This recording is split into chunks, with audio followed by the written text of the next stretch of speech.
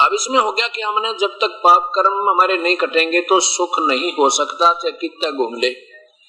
कर्म से दंड, कर्म से सुख, कर्म से दुख होता है। और कर्म ही कटेगा तो वो दुख जिसके कारण वो कष्ट निमित्त बना है, जो उसका वो निमित्त ही समाप्त हुए तो हमारा ये कष्ट कटे। इसको काटने में न ब्रह्मा समर्थ, न विष्णु, न शिव, और न ही ब्रह्म न परब्रह्म, केवल पूर्ण ब्रह्म परमात्मा ही इस कर्म के दंड को काट सकता है। अब फिर आपको स्थिति दिखाता हूं तीनों भगवानों की, ब्रह्मा विष्णु महेश की, और फिर ऊपर के तीनों परमात्माओं की।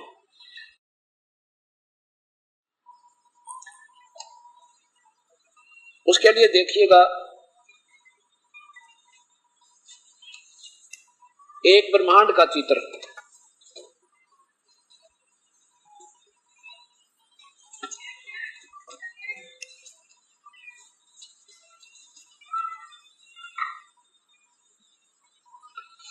ये एक ब्रह्मांड है, इसको ब्रह्मांड कहो, अंड कहो, चाहे पिंड कहो, क्योंकि ये सारा जो है ना अंड आकार में है, अंडे की तरह ये गोल आकार में है, एलिप्टिकल शेप है वैसे इसकी, और जिसके कारण इसको अंड भी कहते हैं, इसी को ब्रह्मांड कहते हैं, इसी को पिंड भी कहते हैं, क्योंकि इस शरीर में एक ब्रह्मांड का ही विवरण है। केवल एक ब्रह्मांड में जो कुछ भी है इस शरीर में नजर आता है, चाहे को समाधिस्थ होकर कमलों में जाकर देखते हैं या किसी प्रकार भी अंदर जो देख रहे हैं, इससे बाहर वो कुछ नहीं देख सकते शरीर में। और जहां हमने जाना वो इस अंड और पिंड से पार है, इस शरीर से भी बाहर अलग से दिव्य दृष्टि से दिखाई देगी वो वस्तु जहां हमने जाना है। अब इसमें क्या स्थिति है ये देखिएगा।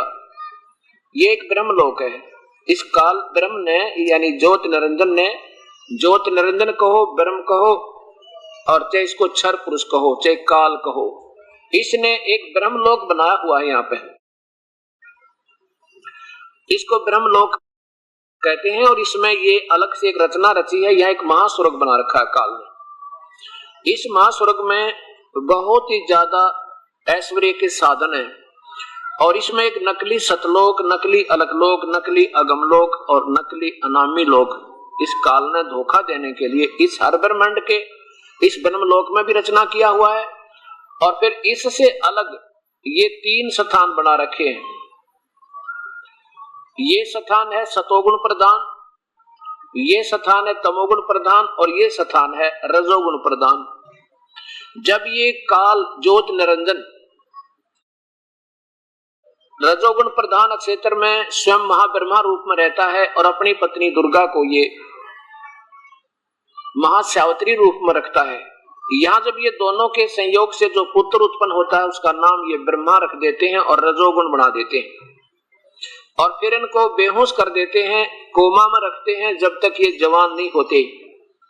और जवान होने के बाद फिर ब्रह्मा को कमल के फूल पे उसको बैठा देते हैं, वहां इनको होश में ला देते हैं। और फिर ये विष्णु, ये सतोगुण प्रधान क्षेत्र में जब ये दोनों रहते हैं, काल रहता महाविष्णु रूप बना के, और दुर्गा को अपनी पत्नी को ये महालक्ष्मी रूप में रखता है। इन दोनों के संयोग से जो यहाँ पुत्र उत्पन्न होता है उसका नाम ये विष्णु रख देते हैं, उसको सतोगुण बना देते हैं, और फिर इसको भी बेहोश कर देते हैं। जब ये छोटा सा बालक होता है उसके बाद बेहोश कर देते हैं, और जब ये जवान हो जाता है उसके बाद इसको होश में लाते हैं। ये एक तमोगुण प्रधान क्षेत्र है। इसमें ये काल स्वयं सदाशिव महाशिव रूप बनाता है और अपनी पत्नी को दुर्गा को यहाँ मां पार्वती रूप में रखता है। जब इन दोनों के संयोग से जो पुत्र उत्पन्न होता है उसका नाम ये रुद्र यानी ये शिव महेश्वर रख देते हैं, और इसको तमोगुण बना देते हैं। और जब ये जवान होते हैं तो इनको होश में ला देते हैं। अब तो ये देखिए एक ब्रह्मांड, और फिर जब इन तीनों पुत्रों को नीचे लाकर एक एक इनके द्वीप लोक और बना रखे इन्होंने। ये इनकी राजधानी है। यहाँ बैठकर ये तीनों भगवान, भगवान विष्णु, भगवान ब्रह्मा, भगवान शिव, यहाँ बैठकर अपनी राजधानियों से, अपने लोकों से इन तीन लोकों को कंट्रोल करते हैं। पृथ्वी लोक जिस पर हम बैठे हैं, स्वर्ग और ये नरक इकट्ठा ही है, और साथ में ये पाताल लोक। केवल एक एक विभाग के भगवान हैं ये, एक एक विभाग के, रजोगुण विभाग के ब्रह्मा जी, शतोगुण विभाग के विष्णु जी, और तमोगुण विभाग के भगवान शिव जी। और विष्णु जी सतोगुण विभाग के। ऐसा ये एक ब्रह्मांड की व्याख्या। इसमें ये धर्मराज का लोक है जहां पर हर प्राणी का लेखा जोखा होता है, और यहाँ पर ही एक ये पूर्ण परमात्मा इनसे बिल्कुल गुप्त अलग रहता है, जहां ये कोई नहीं जा सकते इनके पास। ऐसे स्थान में जैसे हर प्रत्येक देश में प्रत्येक देश का एक राजदूत भवन होता है, इनको सबको कंट्रोल रखने के लिए परमात्मा की एक सत्ता अन्य रूप बनाकर यहाँ विद्यमान रहते हैं। अब ये एक ब्रह्मांड हुआ, ऐसे ऐसे 21 ब्रह्मांड इस ज्योत निरंजन के हैं, काल के।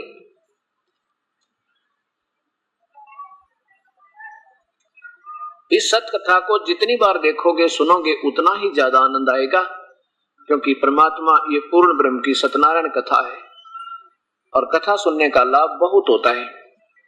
अब देखिएगा ये है 21 ब्रह्मांड इस ज्योत निरंजन के ब्रह्म के, और इसमें इसने क्या किया है कि 20 ब्रह्मांडों को अलग से रोक रखा है।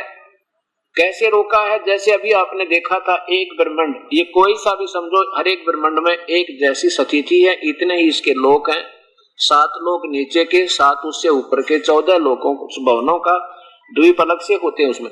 तो ये एक ब्रह्मांड ये देखा था आपने, मान लीजिए कोई सा भी मत है, और इस 5 ब्रह्मांडों का एक ग्रुप बनाकर इस काल भगवान ने ये एक महाब्रह्मांड बना रखे हैं। ये 4 महाब्रह्मांड बना दिए। इन 4 महाब्रह्मांडों में 20 ब्रह्मांडों को रोक रखा है। अब ये काल क्या करता है, इनमें एक महाब्रह्मांड में उत्पत्ति रखता है और बाकी के में ये प्रलय रखता है। जब इसमें प्रलय हो जाएगी तो यहाँ जीवों की उत्पत्ति प्रारंभ रखता है, क्योंकि इसको 1 लाख प्राणियों का रोज आहार करना होता है। ये तो इसने फसल बीज रखी अपनी। और इसके बाद एक महाब्रह्मांड जितना स्थान, यहाँ देखिएगा, एक महाब्रह्मांड जितना स्थान, ये सारा इस काल ने अलग से अपनी निज राजधानी बनाई है, जहां पर ये वास्तविक रूप में रहता है, व्यक्त रूप में, आकार रूप में, जिसको आज तक इन्हें हिंदू मुसलमान लोग अभी तक ईसाई इसी ब्रह्म तक को निराकार मानते रहे। निरंकार, तू ही एक निरंकार। ये काल है, ये एज इट इज सबके सामने नहीं आता, इसलिए और यहाँ तक पहुंच किसी की हो नहीं सकती जहां ये रहता है। इसलिए इसकी साधना कर करके इसकी उपलब्धि हुई नहीं, तो सदृशियों ने अपनी सोच में बता दिया कि वो निराकार है, और वास्तव में ये आकार है, मनुष्य जैसा है, और इसका तेज है इसके शरीर का, जैसे ज्योति निरंजन कहते हैं इसको। अब ये 21 ब्रह्मांड है इस काल के, और इस काल ने यहाँ पर एक और चाल चल रखी है। यहाँ पर भी एक नकली सतलोक, नकली अलकलोक और नकली अगामी और अनामी लोक, एक रचना यहाँ भी कर रखी है। पता है इस काल ने कि कलयुग में इस परम पिता परमेश्वर की रजा से सतज्ञान का बोलबाला होगा, और ये नकली दूत भेज कर ये अपने एक 12 दूत ये पहले यहाँ रखता है। ये काल सतयुग त्रेता द्वापर के सद्भक्ति किए हुए पुण्यात्माएं, उनको यहाँ रखता है, और कलयुग में यहाँ से इन 12 दूतों को इस एक ब्रह्मांड पर, जिस ब्रह्मांड में रचना होती है, वहां इनको भेज देता है। और ये क्या करते हैं, उस समय इनको ऐसा गुमराह कर देता है, स्वयं भी शास्त्र विरुद्ध साधना करते हैं, और उन भोली आत्मा जो इनके अनुयायी होते हैं उनको भी शास्त्र के विरुद्ध साधना देकर स्वयं भी दोषी होते हैं, और प्यारी आत्माओं का भी जीवन व्यर्थ कर जाते हैं। अब जैसे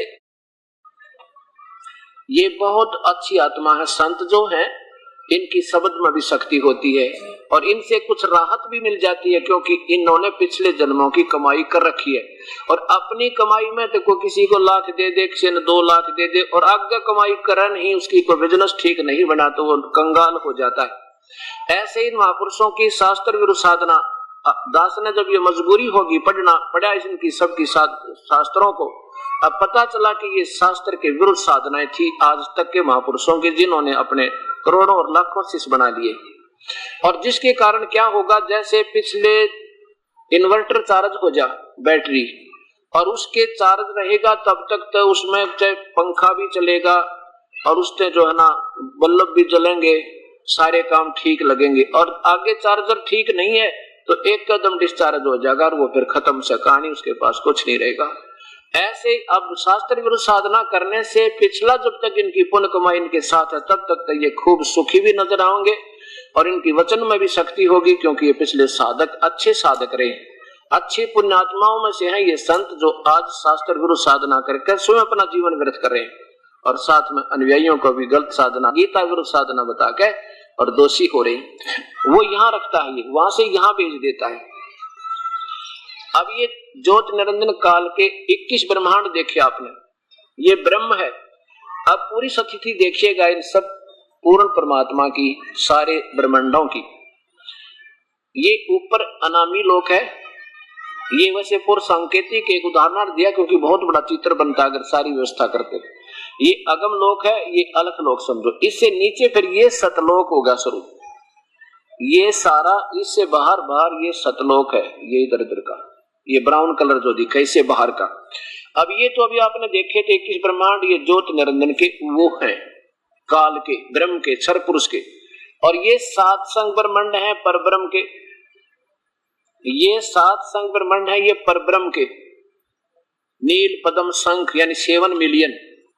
और ये अनकाउंटेबल इन्फिनिटी, ये ब्रह्मांड सारे इधर भी, ये पूर्ण परमात्मा, पूर्ण ब्रह्म, कबीर साहिब कुल मालिक के, जिसके अंतर्गत ये भी आते हैं और ये भी आते हैं, ये कुल मालिक है।